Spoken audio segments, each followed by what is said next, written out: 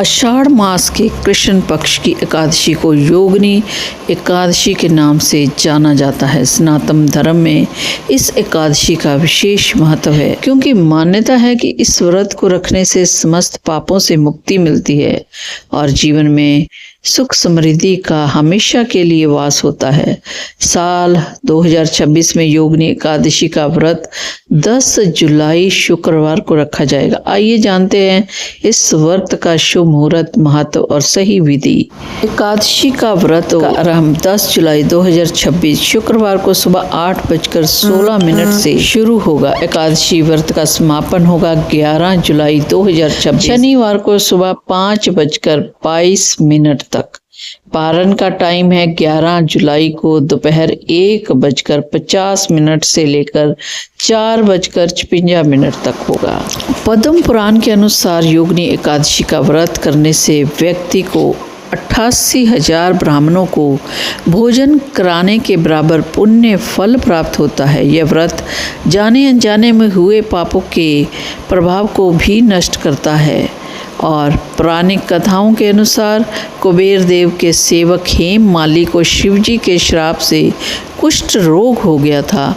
वह मार्कंडेय ऋषि के कहने पर उसने योगिनी एकादशी का व्रत किया, जिसके प्रभाव से वह पूरी तरह से रोग मुक्त हो गया और रूपवान हो गया।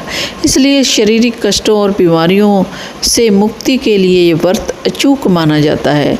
योगिनी एकादशी के दिन भगवान विष्णु और माता लक्ष्मी की संयुक्त पूजा का विधान है। 10 जुलाई की सुबह सूर्योदय से लेकर सुबह उठकर स्नान करें और पीले रंग के वस्त्र धारण करें। इसके बाद हाथ में जल लेकर व्रत का संकल्प लें और घर के मंदिर में भगवान विष्णु की प्रतिमा या तस्वीर के सामने दीपक जलाएं। उन्हें पीले फूल, फल, अक्षत, चंदन भोग अर्पित करें। भगवान विष्णु के भोग में तुलसी का पत्ता अवश्य रखें, क्योंकि इसके बिना वे भोग स्वीकार नहीं करते।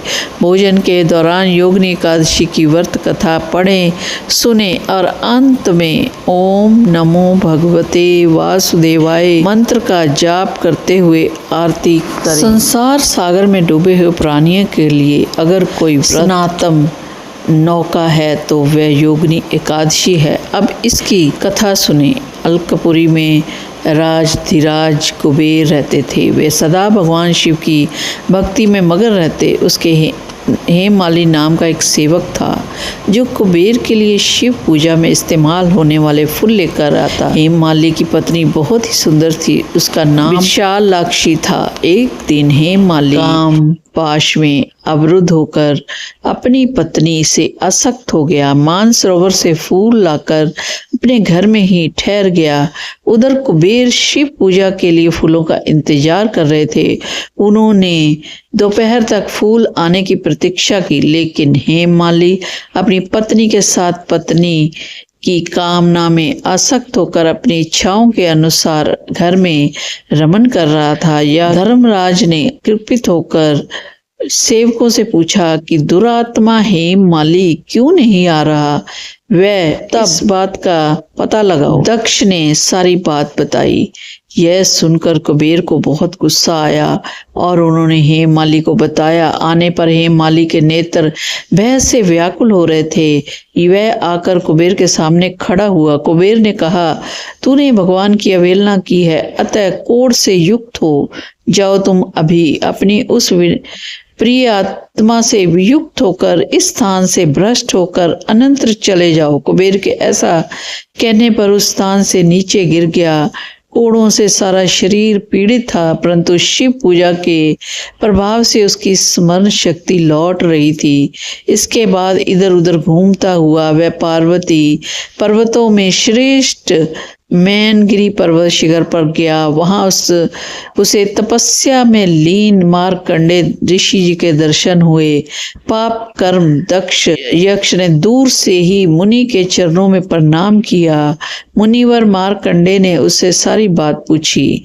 उसने जवाब दिया कि मैं कुबेर का अनुचर हूँ, मेरा नाम हेममाली है। मैं कुबेर जी को रोज शिव पूजा के लिए बाग से ताजे फूल लाकर देता था। एक दिन पत्नी के साथ रहने के कारण मुझे समय का बोध नहीं रहा और राजधिराज कुबेर ने मुझे श्राप दे दिया, जिससे मैं पीड़ित होकर कोढ़ी हो गया। मैं अपनी पत्नी से बिछुड़ गया। कोई अच्छा कर्म किया था कि आपके पास पहुंच गया। मार्कंडेय ने कहा, तुमने सच बताया है और कुछ झूठ नहीं कहा। इससे मैं प्रसन्न हूँ। मैं तुम्हें इसका उपाय बताऊंगा।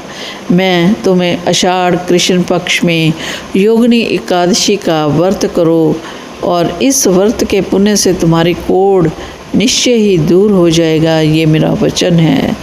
तो क्या मिलता है फल? भगवान श्री कृष्ण कहते हैं कि ऋषि की ऐसी बातों को सुनकर हेममाली मुनि के चरणों में गिर पड़ा। इसके बाद वह मार्कंडेय से कहने लगा और उनके पूछा कि मैं व्रत संपूर्ण करूंगा, और उनके कहे अनुसार उसने योगिनी एकादशी का व्रत किया, जिससे उसका शरीर पहले जैसा था वैसा ही हो गया, कोढ़ दूर हो गया। मुनि के कथा अनुसार उस उत्तम व्रत का अनुष्ठान करने पर वह सुखी हो गया। कहा जाता है, जो 88,000 ब्राह्मणों को भोजन कराता है, उसका फल जो उसे मिलता है, वह फल सिर्फ एकादशी के व्रत के प्रभाव से मिल जाता है। जो इस व्रत को रखता है, उससे उसके कई पापों का नाश होता है और उससे पुण्य फल मिलता है। इस कथा को सुनने और पढ़ने से, योगिनी एकादशी व्रत करने से व्यक्ति को जाने अनजाने में हुए सभी पापों से मुक्ति मिलती है। इस व्रत के प्रभाव से शारीरिक रोगों का नाश होता है, श्राप से मुक्ति मिलती है, मोक्ष की प्राप्ति होती है। जय श्री हरि, जय श्री राम।